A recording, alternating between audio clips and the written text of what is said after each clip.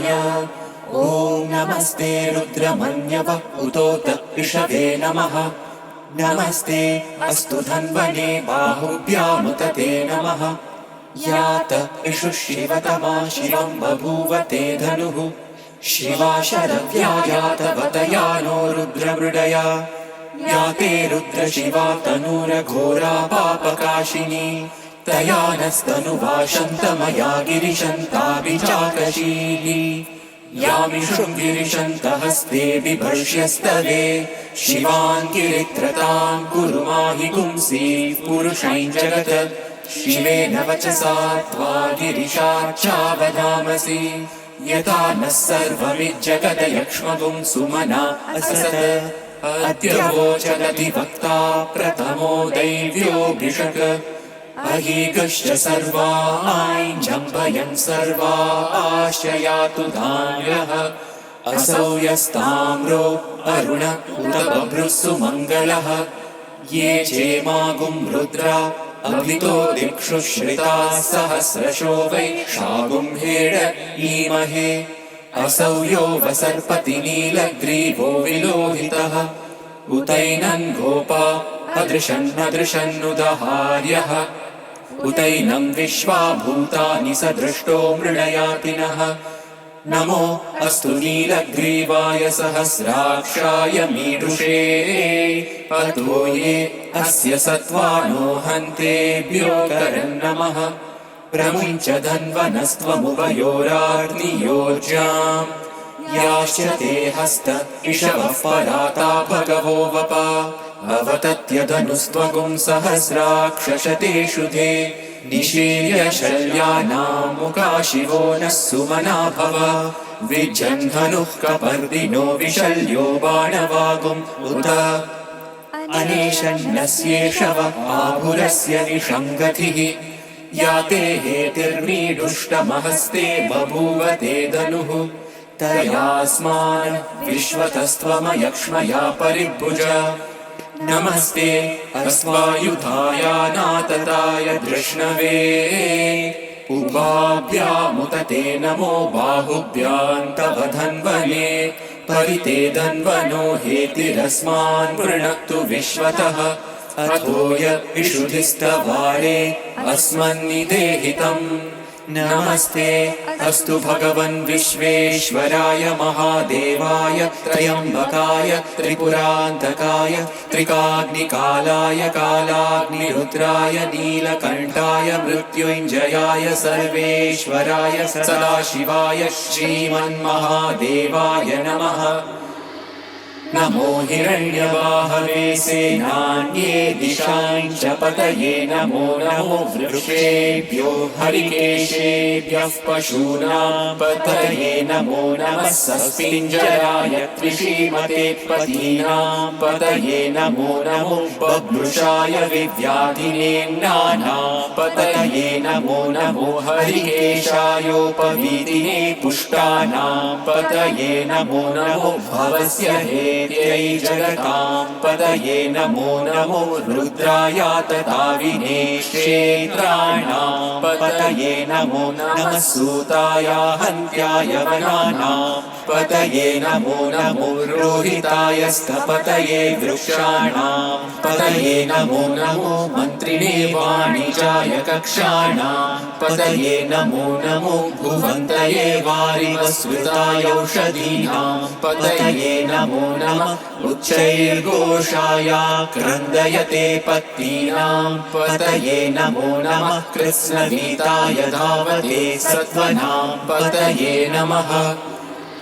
नमः सहमानाय निर्व्याधिन आव्याधिनीनां पतये। नमो नमः ककुभाय निषङ्गिने सेनानां पतये। नमो नमो निषङ्गिन शिशुधिमते तस्कराणां पतये। नमो नमो वञ्चते परिवञ्चते स्थायूनां पतये। नमो नमो निचेरवे परिचरायारण्यानां पतये। नमो नमः श्रीकाविभ्यो जिगागुंसभ्यो पुष्णतां पतये। नमो नमो सिमर् शिशुमभ्यो नक्तञ्चरद्यः प्रकृन्तानां पतये नमो नमः उष्णीषिणे गिरिचराय गुरुञ्चानां पतये नमो नमः शिशुमभ्यो धन्वाविभ्यश्च वो नमो नमः आतन्वानेभ्यः प्रतिददानेभ्यश्च वो नमो नमः आयच्छद्भ्यो विसृजद्भ्यश्च वो नमो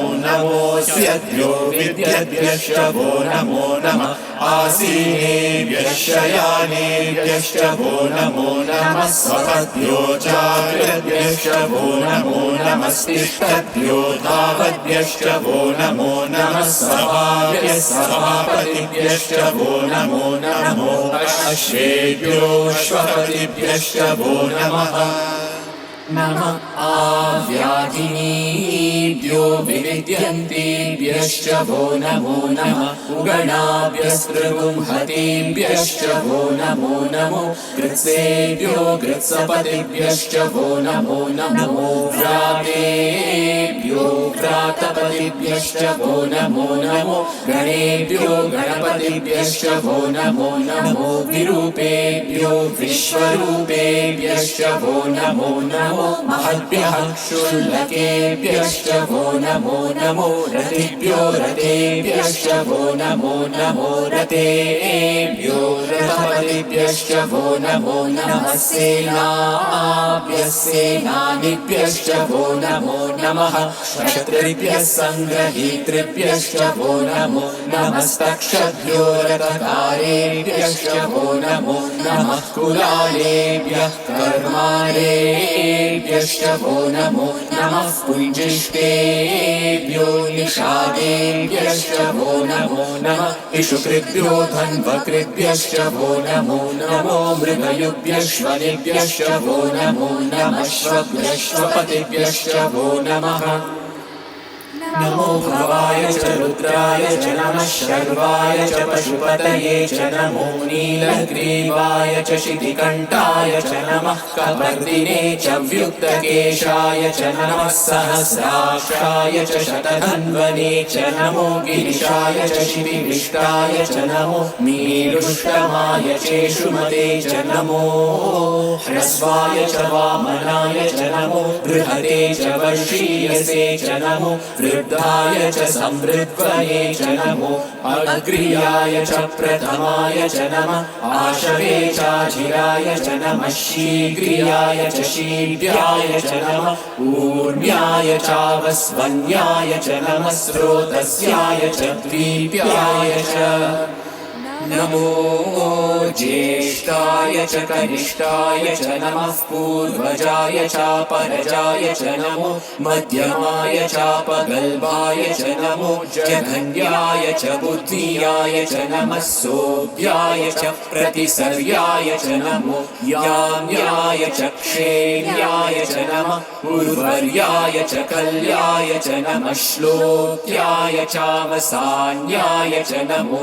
वन्याय च कक्ष्याय च नमः श्रवाय च प्रतिश्रवाय च नमः आशुषेणाय चाशुरताय च नमः शूराय चावभिन्धते च नमो वर्णिने च वरुतिने च नमो बिल्लिने च कवचिने च नमः श्रुताय च श्रुतसेनाय च नमो दुन्दुभ्याय चाहनन्याय च नमो धृष्णवे च प्रमृषाय च नमो धूताय च प्रहिताय च नमो निषङ्गिने चेषु धिमते च नमस्तीक्ष्णेशवे चायुधिने च नमः स्वायुधाय च सुधन्वने च नमः श्रुत्याय च पत्याय च नमः काट्याय च नीत्याय च नमः सूर्याय च सरस्याय च नमो नाद्याय च वैशन्ताय च नमः कूप्याय चावट्याय च नमो वर्ष्याय चावर्ष्याय च नमो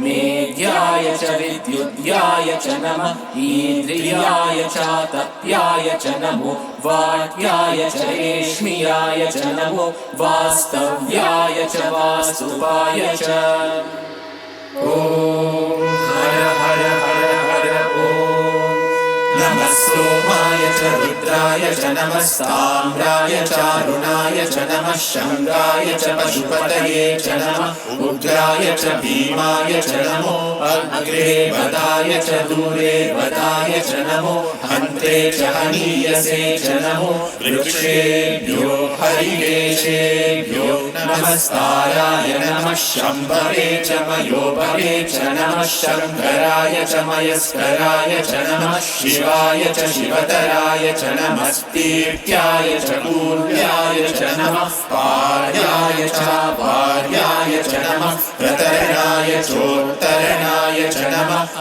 आधार्याय च लाद्याय च नमः षष्ट्याय च फेण्याय च नमः सिकत्याय च प्रवाह्याय च नमः हिरण्याय च प्रपद्याय च नमः किंशिलाय च क्षयणाय च नमः कपर्दिने च पुलस्तये च नमो गोष्ठ्याय च गृह्याय च नमः सल्प्याय च गेह्याय च नमः काट्याय च गह्वरेष्ठाय च नमो हृदयाय च निवेष्ट्याय च नमः पागुंसव्याय च रजस्याय च नमः शुष्क्याय च हरित्याय च नमो लोप्याय चोलप्याय च नमः ऊर्व्याय च सूर्याय च नमः पर्ण्याय च पर्णशद्याय च नमो पगुरमाणाय चाभिघ्नते च नमः आखिदते च प्रखिदते च नमो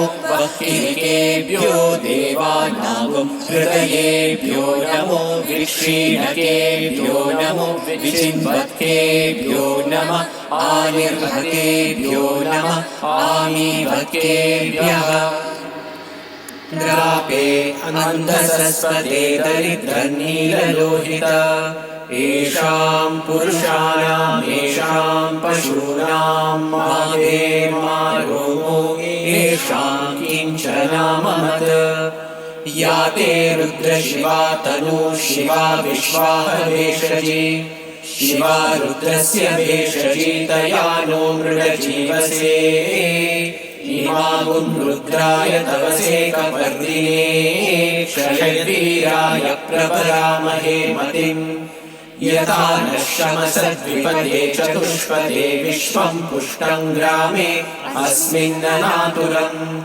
मृडानो रुद्रोतनो मयस्कृति क्षयवीराय नमसा विधेमते यच्छञ्चयोश्च मनुराय चेपिता तदश्याम तव रुद्रप्रणीतौ मानो महान्तमुतमानो अर्भकं मान उक्षन्तमुतमानमुक्षितम् मानोवतीः पितरं मोदमातरं प्रियामानस्तनुवो रुद्ररीरिषः मानस्तोकेतनये मान आयुषिमानो गोषुमानो अश्वेषु रीरिषः वीरान्मानो रुद्रभामितो वदेर्हविष्मन्तो नमसा विधेमते आराते गोघ्न उदपूरुषग्ने क्षयवीराय सुन्नमस्मेते अस्तु रक्षा च नो अनिति च देव गृह्यता च नः शर्म यच्छद्विपर्हाः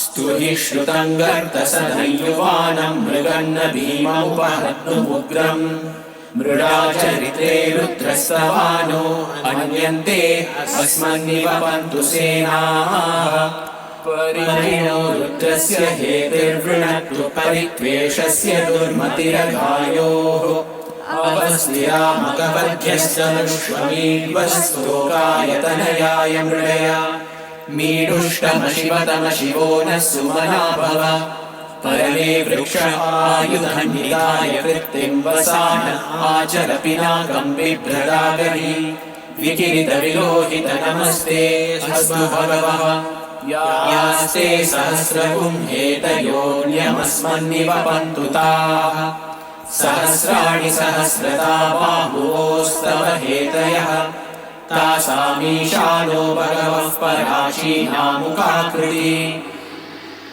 सहस्राणि सहस्रशो ये रुद्रा अधिभूम्याम् तेषां सहस्रयोजनेव धन्वानि तन्मसि अस्मिन् महत्यर्णवेऽन्तरिक्षे भवा अधि नीलग्रीवाशितिकण्ठाः शर्वा अधः क्षमाचराः नीलग्रीवाशितिकण्ठा दिवगुं रुद्रा उपश्रिताः ये वृक्षेषु सस्मिञ्जरा नीलग्रीवा विलोहिताः ये भूतानामधिपतयो विशिकाशः कपर्दिनः ये अन्येषु विविद्यन्ति पात्रेषु पिबतो जनान् ये पतां पथिरक्षय ऐलवृतायव्युतः ये तीर्थानि प्रचरन्ति सृकावन्तो निषङ्गिणः यः एतावन्तश्च भूयागुंसश्च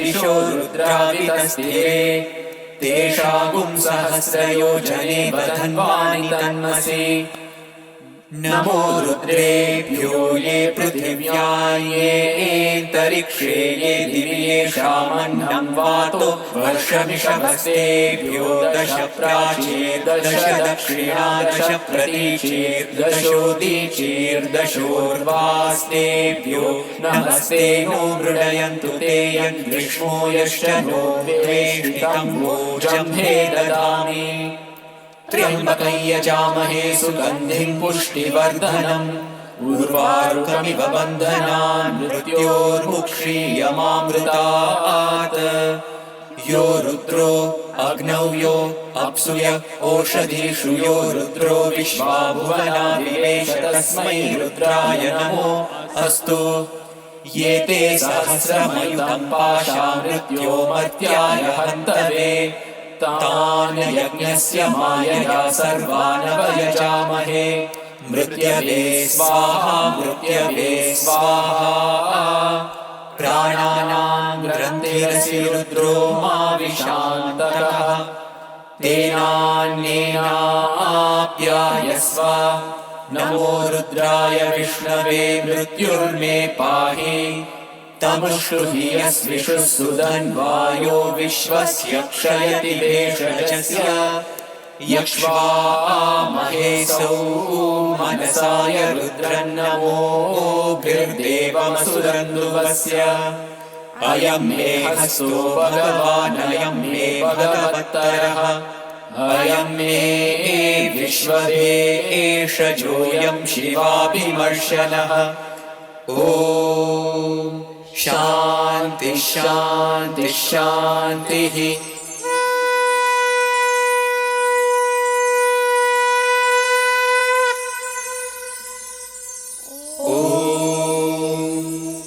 अग्ना विष्णु सजोषसे मा वर्धन्तु मां गिरः द्युम्नैर्वाजेभिरागतम् वाचश्च मे प्रसवश्च मे प्रयतिश्च मे प्रसिद्धिश्च मे नीतिश्च मे क्रतुश्च मे स्वरश्च मे श्लोकश्च मे श्रावश्च मे श्रुतिश्च मे ज्योतिश्च मे सुवश्च मे प्राणश्च मे पानश्च मे व्यानश्च मे सुश्च मे चित्तं च आधीतं च मे वाक् च मे मनश्च मे चक्षुश्च मे श्रोत्रं च मे दक्षश्च मे बलं च ओजश्च मे सहश्च आयुश्च मे जरा च आत्मा च मे धनुश्च मे शर्म च मे वर्म च मे गानि च मे स्थानि च मे परुगुंषि च मे शरीराणि च मे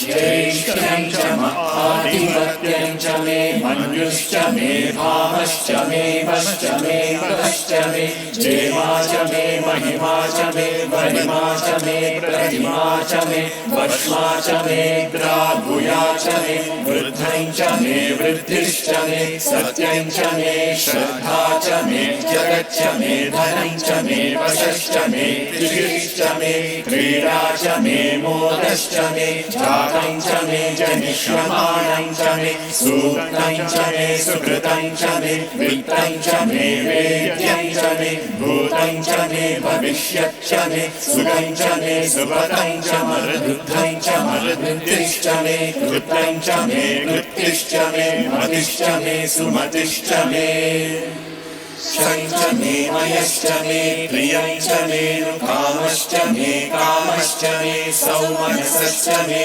भद्रञ्च मे श्रेयश्च मे वस्यश्च मे यशश्च मे भगश्च मे द्रविणञ्च मे यन्ता च मे भर्ता च मे क्षेमश्च मे धृतिश्च मे विश्वञ्च मे महश्च मे संविच्च मे ज्ञात्रञ्च मे सूश्च मे प्रसूश्च मे श्रीरञ्च मे रयश्च मृतञ्च मे मृतञ्च मे यक्ष्मञ्च मे नामयच्च मे जीवातुश्च मे दीर्घायुत्वञ्च मे मित्रञ्च मे भयञ्च मे सुखञ्च मे शयनञ्च मे सुषा च मे सुदिनञ्च मे ऊर्च मे सुहृता च मे पयश्च मे रसश्च मे घृतञ्च मे मधु च मे शक्तिश्च मे सपीतिश्च मे ऋषिश्च मे वृष्टिश्च मे जैत्रञ्च औद्भिद्यञ्च मे रयिश्च मे रायश्च मे पुष्टञ्च मे पुष्टिश्च मे विभुच मे प्रभुच मे बहुच मे भूयश्च मे पूर्णञ्च मे पूर्णतरञ्च मे क्षितिश्च मे कूयवाश्च मे नैश्च मे शुच्च मे व्रीहयश्च मे यवाश्च मे माशाश्च मे तिलाश्च मे मुद्राश्च मे खल्वाश्च मे गोधूमाश्च मे मसुराश्च मे प्रियङ्कवश्च मे नवश्च मे श्यामाकाश्च मे नीवाराश्च मे अश्मा च मे मृत्तिका च मे गिरयश्च मे पर्वताश्च मे सिकताश्च मे वनस्पतयश्च मे हिरण्यञ्च मे यश्च मे सीसञ्च मे प्रपुश्च मे श्यामञ्च मे लोहञ्च मे ग्निश्च आपश्च मे वीरुधश्च ओषधयश्च मे कृष्णपच्यञ्च मे कृष्णपच्यञ्च मे ग्राम्याश्च मे पशव आरण्याश्च यज्ञेन कल्पन्ताम् वित्तञ्च मे वित्तिश्च मे भूतञ्च मे भूतिश्च मे वसुश्च मे वसतिश्च मे कर्म च मे शक्तिश्च मे अर्थश्च एमश्च इतिश्च मे गतिश्च मे अग्निश्च इन्द्रश्च मे सोमश्च इन्द्रश्च मे सविता च इन्द्रश्च मे सरस्वती च इन्द्रश्च मे पूषा च इन्द्रश्च मे बृहस्पतिश्च इन्द्रश्च मे मित्रश्च इन्द्रश्च मे वरुणश्च इन्द्रश्च मे त्वष्टा च इन्द्रश्च मे धाता च इन्द्रश्च मे विष्णुश्च इन्द्रश्च मे श्विनौ च इन्द्रश्च मे मरुतश्च इन्द्रश्च मे विश्वे च मे देवा इन्द्रश्च मे पृथिवी च इन्द्रश्च मे अन्तरिक्षं च इन्द्रश्च मे द्यौश्च इन्द्रश्च मे दिशश्च इन्द्रश्च मे मूर्धा च इन्द्रश्च मे प्रजापतिश्च इन्द्रश्च मे अग्निश्च मे रश्मिश्च मे लाभ्यश्च मे विपतिश्च उपागुंश्च मे दर्यामश्च ऐन्द्रवायवश्च मे मैत्रा वरुणश्च आश्विनश्च मे प्रतिप्रस्थानश्च मे शुक्रश्च मे मन्त्री च आग्रहणश्च मे वैश्वदेवश्च मे ध्रुवश्च मे वैश्वानरश्च ऋतुग्रहाश्च मे त्रिग्राह्याश्च ऐन्द्राग्नश्च मे वैश्वदेवश्च मे मरुद्गीयाश्च मे माहेन्द्रश्च आदित्यश्च मे सावित्रश्च मे सारस्वतश्च मे पौष्णश्च मे पाग्नीवतश्च मे आर्योजनश्च मे इद्मश्च मे वर्हिश्च मे वेदिश्च मे तिष्णीयाश्च मे सृजश्च मे चमसाश्च मे ग्रावाणश्च मे स्वरवश्च उपरवाश्च मे ऋषभणे च मे द्रोणकलशश्च मे वायव्यानि च मे पूतवृच्च आधवनीयश्च आग्नेयीध्रञ्च मे हविर्धानञ्च मे गृहाश्च मे सदश्च मे पुरोडाशाश्च मे पचताश्च मे वभृतश्च मे स्वगाकारश्च मे अग्निश्च मे घर्मश्च मेऽर्कश्च मे सूर्यश्च मे प्राणश्च मे श्वमेधश्च मे पृथिवी च मे दितिश्च मे दितिश्च मे द्यौश्च मे शक्वरीरङ्गुलयो दिशश्च मे यज्ञेन कल्पन्तामृच्च मे साम च मे सोमश्च मे यजुश्च मे दीक्षा च मे तपश्च ऋतुश्च मे व्रतं च मे होरात्रयोर्वृष्ट्या बृहत्कृतन्तरे च मे यज्ञेन कल्पेताम् गर्भाश्च मे वत्साश्च मे त्रयविश्च मे त्रयवी च मे द्वितीयवाच्च मे द्वितीयवी च मे पञ्चाविश्च मे पञ्चावी च मे त्रिवत्सश्च मे त्रिवत्सा च मे तुर्यवाच्च मे तुर्यवी च मे पष्ठवाच्च मे पष्ठवी च म उक्षा च मे वशा च म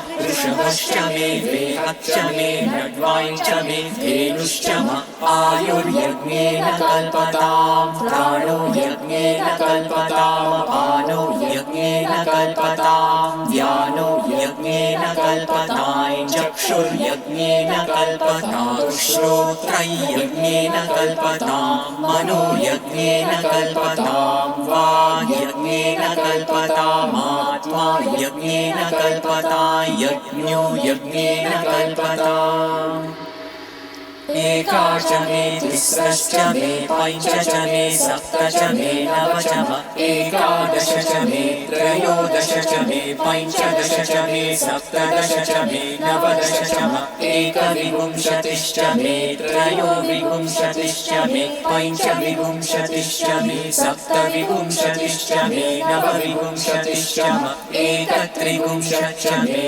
त्रयस्त्रिंशच्च मे चतस्रश्च मे षोडश च मे द्वादश च मे षोडश च मे विंशतिश्च मे चतुर्विंशतिश्च मे अष्टाविंशतिश्च मे द्वात्रिंशच्च मे षट्त्रिंशच्च मे चत्वारिंशच्च मे चतुश्चत्वारिंशच्च मे अष्टाचत्वारिंशच्च मे वाजश्च प्रसवश्चाप्निचश्च क्रतुश्च सुवश्च मूर्धाश्च व्यश्रियश्चान्त्यायनश्चान्त्यश्च भुवनश्च भुवनश्चाधिपतिश्च ॐ शान्ति शान्ति शान्तिः ॐ यदक्षरपरभ्रष्टं मात्राहीनं तु यद्भवेत् तत्सर्वं क्षम्यतां देव नारायण नमोऽस्तु ते विसर्गबिन्दुमात्राणि पदपादाक्षराणि च न्यूनानि चातिरिक्तानि क्षमस्व साईश्वर अपराधसहस्राणि क्रियन्ते हर्निशं मया दासोऽयमिति मां मत्वा क्षमस्व साईश्वर अन्यथा शरणं नास्ति त्वमेव शरणं मम तस्मात् कारुण्यभावेन रक्ष रक्ष साईश्वर हरिः ॐ तत्सत् श्री साईश्वरार्पणमस्तु स्वस्ति प्रजाभ्यः परिपालयन्ताम् न्यायेन मार्गेण महीमहीषाः गोब्राह्मणेभ्यः शुभमस्तु नित्यम् समस्तलोकाः सुखिनो भवन्तु समस्तलोकाः सुखिनो भवन्तु समस्तलोकाः सुखिनो भवन्तु ॐ शान्ति शान्ति शान्तिः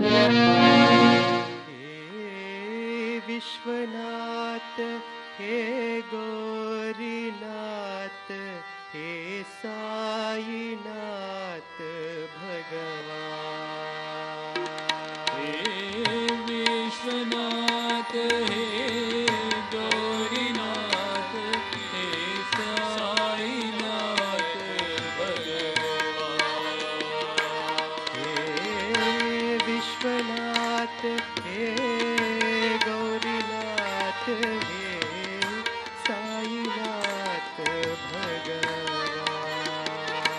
हे विश्वनाथ हे गौरीनाथ हे साईनाथ भगवान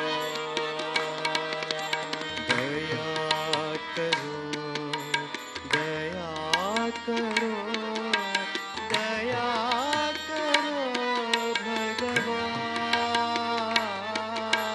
दया करो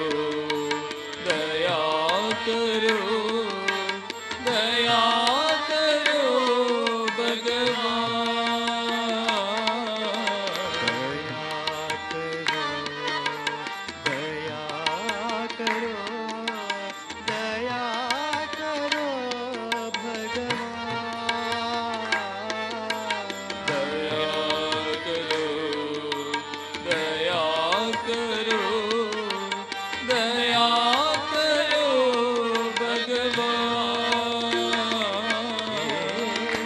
विश्वनाथ हे गौरीनाथ हे साईनाथ भगवान हे विश्वनाथ हे गौरीनाथ साईनाथ भगवान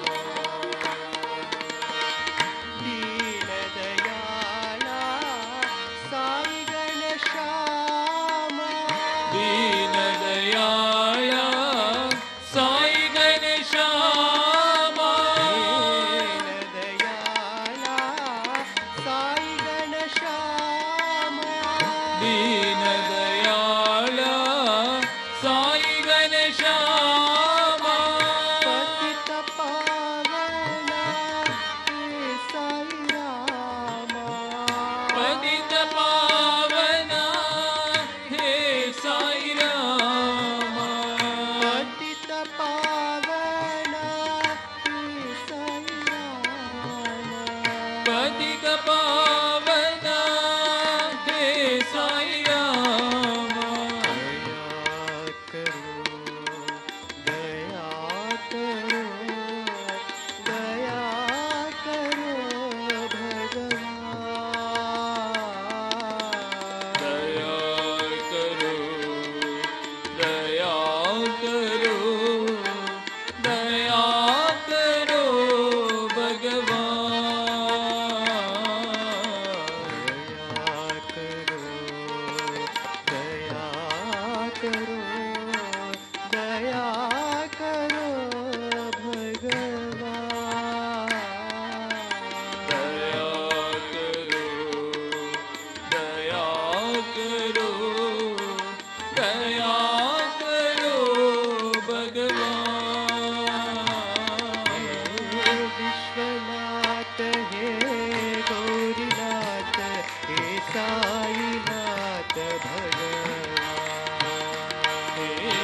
विश्वनाथ हे गौरीनाथ हे साईनाथ भगवान दया करो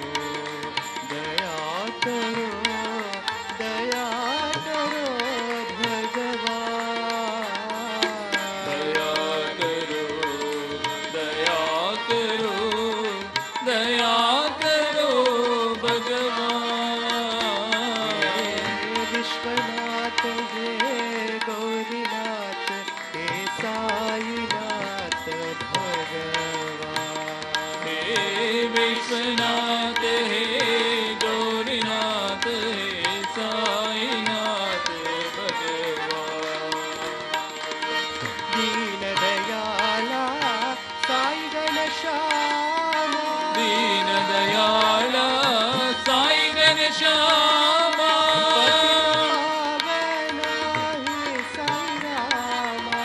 पतित पावना हे साई रामा पतित पावना हे साई दया करो भगवान दया करो दया करो दया करो भगवान दया करो दया करो भगवान दया करो दया करो दया करो भगवान विश्वनाथ हे गौरीनाथ हे साईनाथ भगवान Every moment of my life, please be with me. Every moment of my life, please be with me. In every single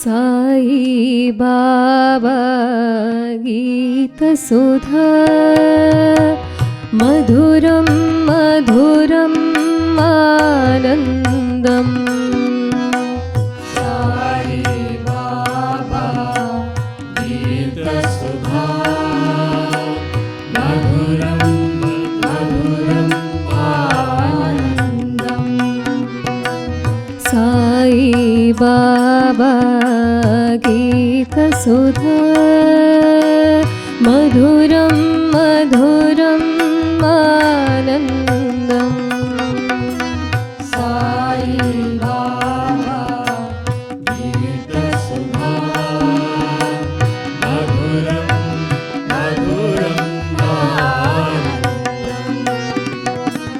Sai Baba गीत सुधा मधुरं मधुरम् आनन्दम्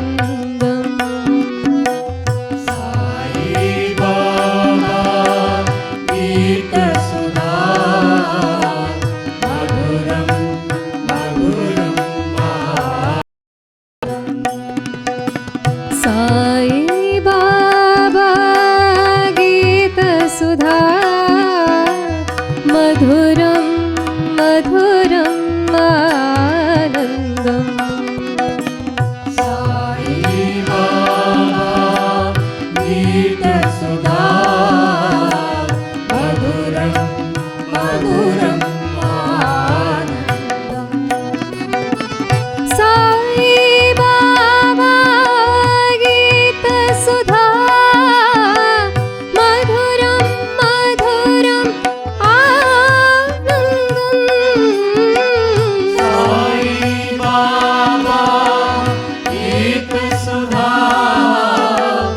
मधुरं मधुरम् आनन्दम् साई बाबा गीत सुधा मधुरं मधुरम् आनन्दम् साई बाबा गीत सुधा मधुरं मधुरम् आनन्दम् परति बाबा गीत सुधा मधुरं मधुरम् आनन्दम् परति बाबा गीत सुधा मधुरं मधुरम् आनन्दम् परति बाबा गीत सुधा मधुरं मधुरम् आनन्दम् परति बाबा गीत सुधा मधुरं मधुरम् आनन्दम् साई बाबा गीत सुधा मधुरं मधुरम् आनन्दम् साई बाबा गीत सुधा मधुरं मधुरम् आनन्दम् साई बाबा गीत सुधा मधुरं मधुरम् आनन्दम् साई बाबा गीत सुधा मधुरं मधुरम् आनन्दम् साई बाबा गीत सुधा मधुरं मधुरम् आनन्दम् साई बाबा गीत सुधा मधुरं मधुरम् आनन्दम् परति बाबा गीत सुधा मधुरं मधुरम् आनन्दम् परति बाबा गीत सुधा मधुरं मधुरम् आनन्दम् परति बाबा गीत सुधा मधुरं मधुरम् आनन्दम् परति बाबा गीत सुधा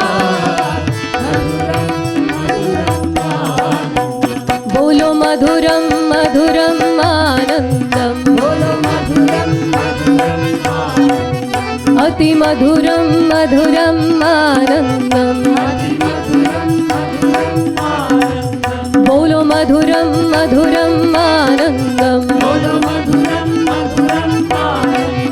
अतिमधुरं मधुरम् आनन्दम्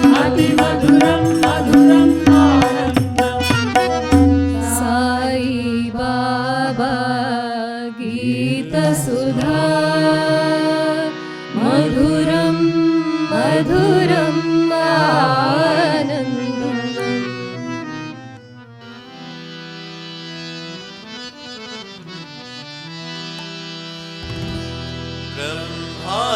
ब्रह्माण्डनायका बाबा वर्धिपुरीश्वर बाबा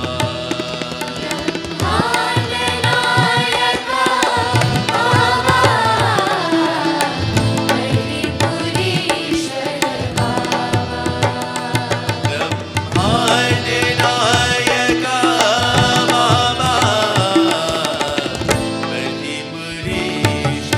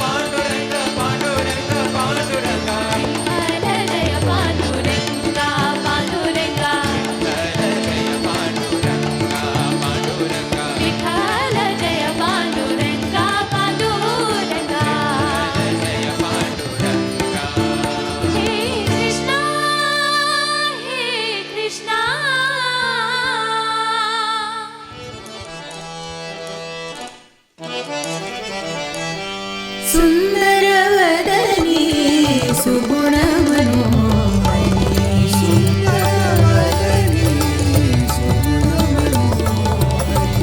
सुन्दरवदनी सुगुणमनोहरी सुन्दरवदनी मन्दहासमुख शशिवदनी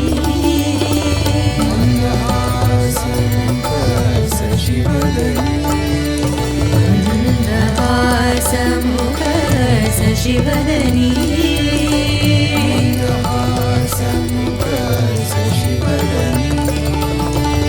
चन्दन कुङ्कुमालङ्कृतवदनी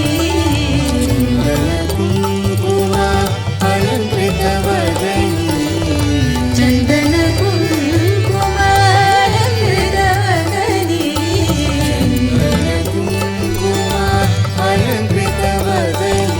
साई महेश्वरी राजराजेश्वरी साई महेश्वरी राजराजेश्वरी साई महेश्वरी राजराजेश्वरी साई महेश्वरी राजराजेश्वरी ओम शक्ति ओम शक्ति ओम शक्ति ओम शक्ति ओम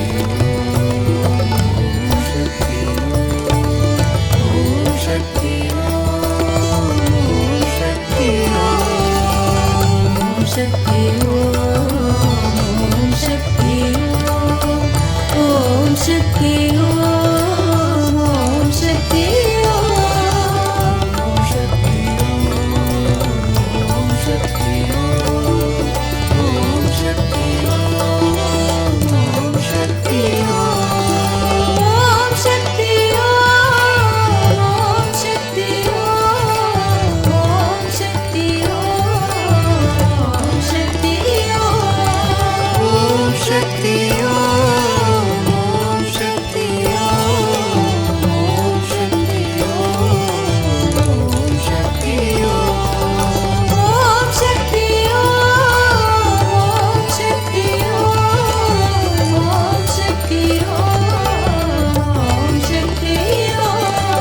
ओम शक्ति ओम शक्ति ओम शक्ति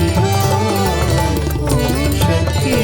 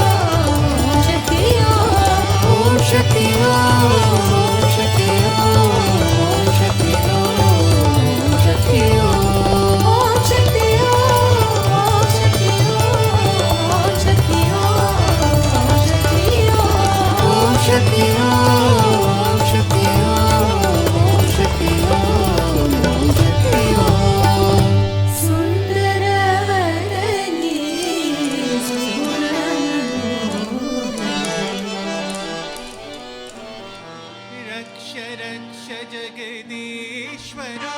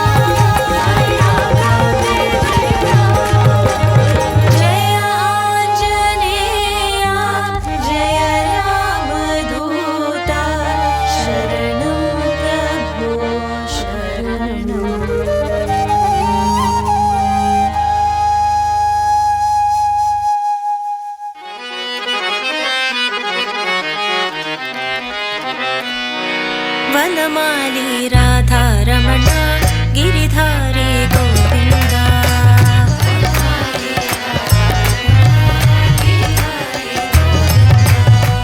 वनमाली राधा रमण गिरिधारी गोविन्द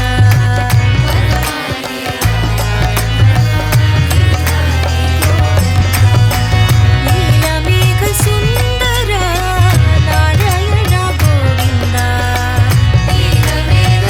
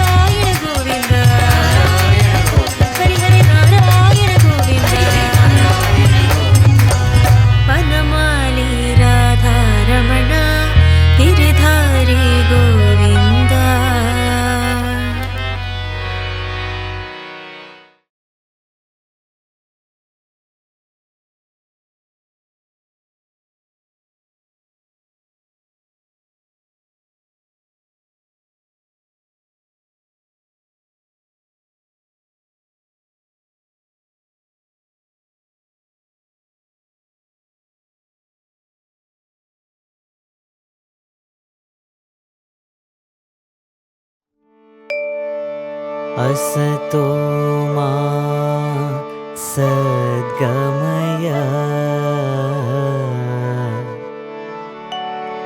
तमसो मा ज्योतिर्गमय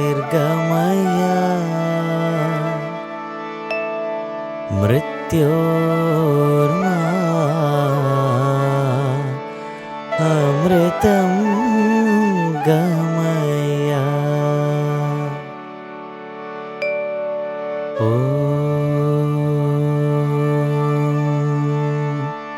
शान्ति शान्ति शान्तिः।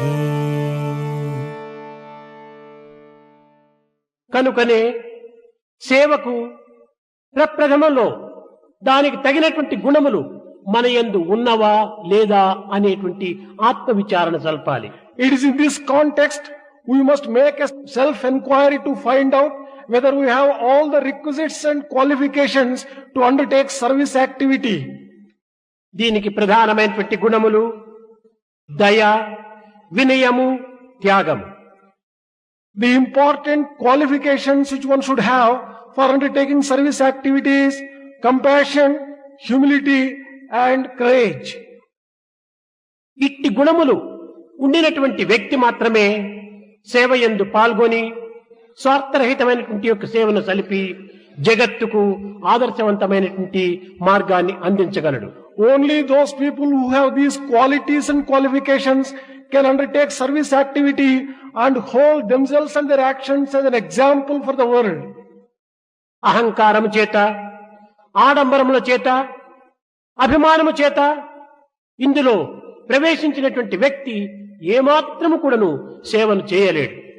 A person who is given to egoistic feelings and ostentatious behavior and attachment can never undertake service activity and perform it well. అహంకారము చేత మానవత్వాన్ని విస్మరిస్తాడు మానవుడు. Man gives up his very human nature itself on account of egoism. అభిమానము చేత పశుత్వాన్ని పొందుతాడు. On account of attachment, he develops animal feelings and animal qualities in him. ఆడంబరము చేత కేవలము ఒక విధమైనటువంటి కృత్రిమమైనటువంటి ఒక జీవితంగా గడుపుతాడు. On account of showy nature and ostentatious behavior, he becomes artificial in his actions. కనుక ఆడంబరం ఉండినంత కాలము, అహంకారంలో మానవుని యందు చేరినంత కాలం కూడాను వీనికి ఆత్మవిశ్వాసము లభించదు. So long as a person has this ostentatious behavior and ego sense, he can never develop self-confidence in him. ఆత్మవిశ్వాసము లేనటువంటి వానికి అన్నియు సందేహములే. For a person who does not have self-confidence, every step he is faced with a doubt. ఇలాంటి సంశయములు కలిగినటువంటి వాడు తనను తానే నమ్మలేడు. A person who is given to such doubts can never have faith in himself. తనను తాను నమ్మనటువంటి వ్యక్తి ఇతరులు ఏ రీతిగా నమ్మగలడు? A person who does not believe himself, how can he have trust in others? తనను నమ్మక ఇతరులు నమ్మలేనటువంటి వ్యక్తి ఈ సమాజంలో సేవను ఏ రీతిగా సాగించగలడు? A person who has neither faith in himself nor belief and trust in others, how can he undertake service activity in the కనుక society? మొట్టమొదట సేవలో పాల్గొనుటకు ఉత్సాహపడేటువంటి వ్యక్తులు అహంకారాన్ని నిర్మూలన చేయాలి. Therefore, in the very first instance, this egoism must be destroyed by people who want to undertake ఆడంబరమైన service activity. వృత్తులకు సమాధి కట్టాలి. They should put an end to this ostentatious behavior and show. అభిమానాన్ని ఆవల నెట్టాలి. They should remove attachment. సేవలో అహంకారం పోవటమే దీని యొక్క ప్రథమ కర్తవ్యము. The very first instance, he has to remove ego sense when undertaking service activity. అహంకారం పోయినప్పుడే వినయం ప్రాప్తిస్తుంది. Only when one gives up egotism, one can develop humility. వినయవంతుడే సమాజ సేవలో పాల్గొనుటకు అధికారి అవుతాడు. Only a person who has humility has the authority to undertake social work. కనుకనే ప్రతి మానవుని యందు ఉండినటువంటి యొక్క దివ్య శక్తి ఏకత్వమైనటువంటిది అని భావించి ఏకాత్మ భావాన్ని అభివృద్ధి పరచుకోవాలి. One has to recognize the fact that in every human being the same divinity is existing And with that unifying sense, he can undertake activity. ఏకాత్మ భావన లేనంత వరకు కూడాను మానవుడు ఈ సేవకు అధికారి కాలేడు. So long as he doesn't recognize the same underlying divinity existing in everyone, he would never be able to have the authority to undertake సేవకుడు social work. కాక నాయకుడు కాలేడు. Without becoming a servant, he can never become a good leader. ఈనాడు సేవా విధానమును గుర్తించలేనటువంటి వ్యక్తులే నాయకులు కావటం చేతనే లోకం ఈ విధమైనటువంటి అల్లకల్లోలములకు ఆలవాలమైంది. Today, the world has become to such a chaotic condition because people who do not know how to serve others have become leaders.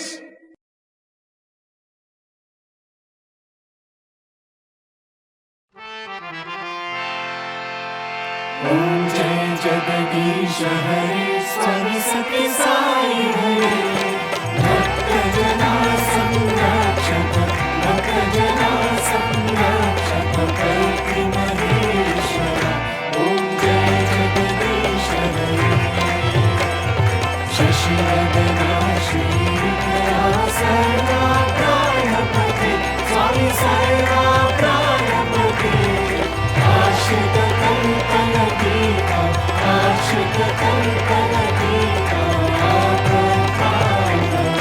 ओम जय जगदीश हरे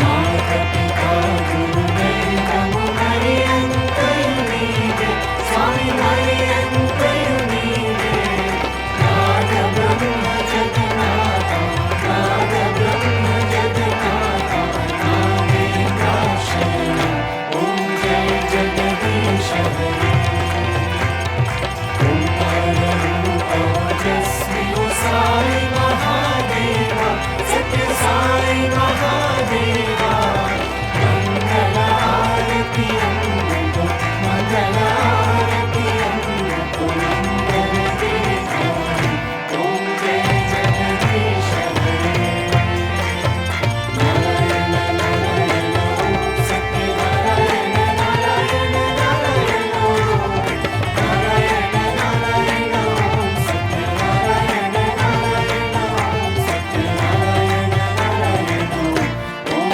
जय सद्गुरुदेवा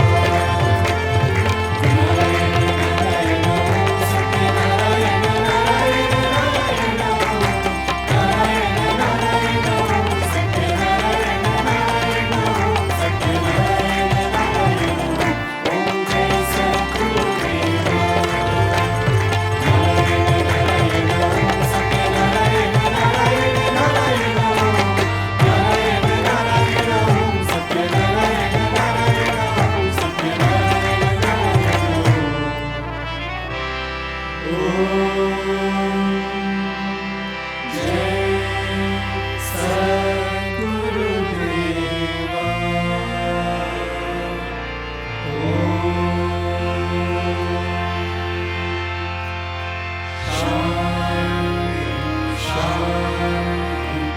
शांति समस्त लोका सुखिनो भवन्तु समस्त लोका सुखिनो भवन्तु समस्त लोका सुखिनो भवन्तु ओम शांति शांति शांति जय बोलो भगवान श्री सत्य साई बाबा जी की जय।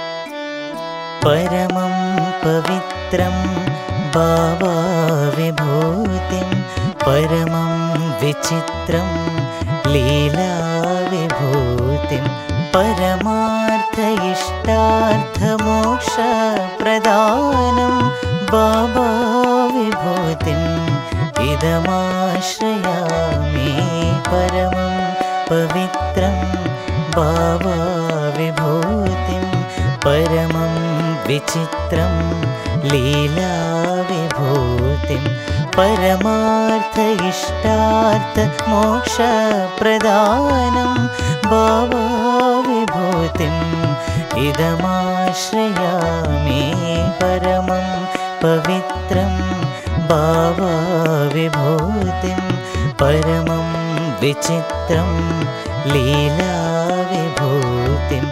परमार्थ इष्टार्थ मोक्षप्रदानं भावविभूतिम् इदमाश्रयामि भावविभूतिम् इदमाश्रयामि साई बाबा विभूतिम् इदमाश्रयामि।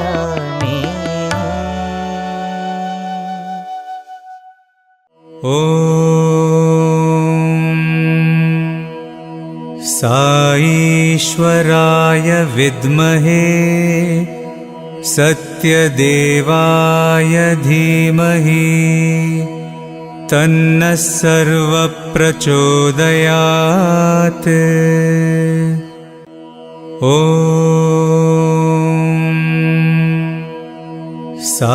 साईश्वराय विद्महे सत्यदेवाय धीमहि तन्नः सर्वप्रचोदयात्। ॐ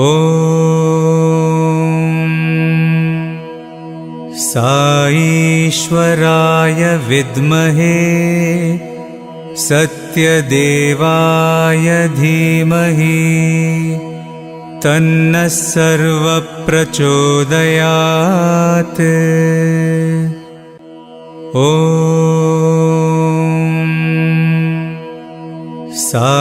साईश्वराय विद्महे सत्यदेवाय धीमहि तन्नः सर्वप्रचोदयात्। ॐ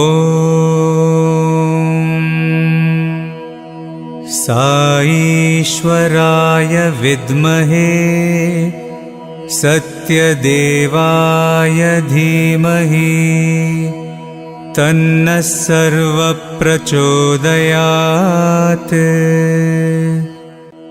ॐ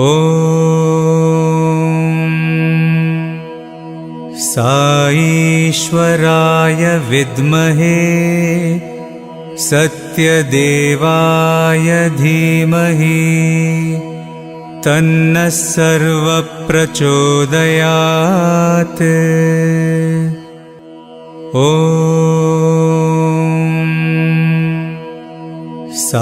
साईश्वराय विद्महे सत्यदेवाय धीमहि तन्नः सर्वप्रचोदयात्। ॐ साईश्वराय विद्महे सत्यदेवाय धीमहि तन्नः सर्वप्रचोदयात्।